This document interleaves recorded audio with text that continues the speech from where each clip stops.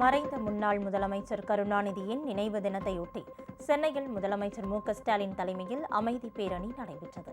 பேரணியின் நிறைவாக கருணாநிதி நினைவிடத்தில் மரியாதை செலுத்தப்பட்டது.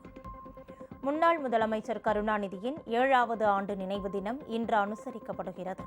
இதையொட்டி சென்னை ஓமந்தூரார் பன்னோக்கு மருத்துவமனை வளாகத்தில் உள்ள கருணாநிதியின் உருவச்சிலை மலர்களால் அலங்காரம் செய்யப்பட்டிருந்தது. சிலைக்கு கீழ் அலங்கரித்து வைக்கப்பட்டிருந்த அவருடைய உருவப்படத்திற்கு முதலமைச்சர் ஸ்டாலின் மலர் தூவி மரியாதை செலுத்தினார்.